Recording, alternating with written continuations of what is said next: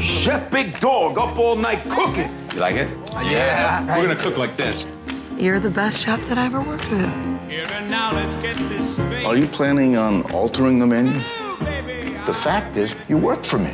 All right, good talk. Let me get back to work. We're being reviewed by the most important critic in the city. So we cook by menu, subject closed.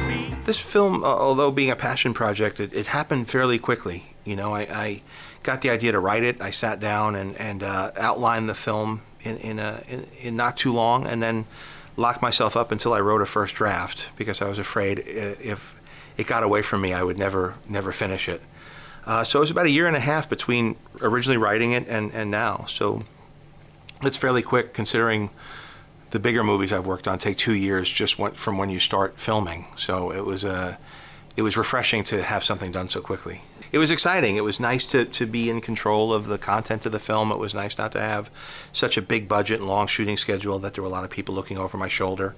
Here I called in my friends, and all the work went into getting the movie right, into presenting a point of view that I could really get behind. And I was going through a lot of culinary training, which helped with me as an actor, but it also helped me understand the world so I could depict it in an accurate way. Robert Downey and Scarlett Johansson both come out of independent film, and when we started, when I cast both of them in the Iron Man franchise, they had been doing mostly independent film.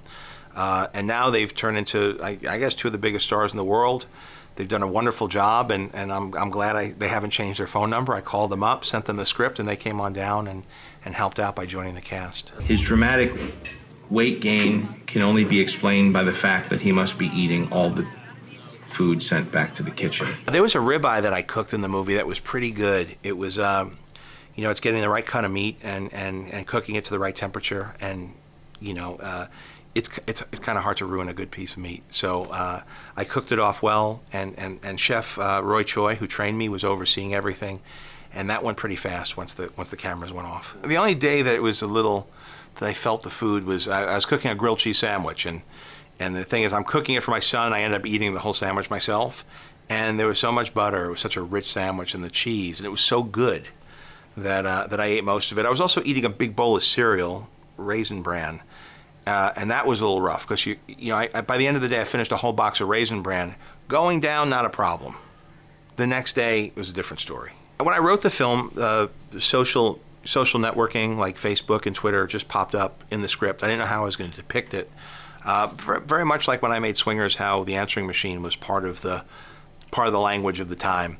But Twitter is a big part of the food truck culture back home. It's how the word spreads on the pop-up restaurants and the small trucks and things. And so I knew I wanted that to be a part of it. I also knew it was a great way for my character to completely hit rock bottom.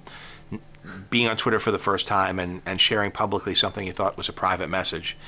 I've seen a few politicians lose their careers that way as well. There's a cornstarch sequence in the movie that is factually correct. That I first discovered cornstarch as a anti-chafing agent in Kitchen Confidential by Anthony Bourdain. And most of the tweets that I get from chefs are like, oh, you let the cat out of the bag about the cornstarch. That was supposed to be an industry secret. But gentlemen, on a hot day, cornstarch could come in handy. Who's hungry?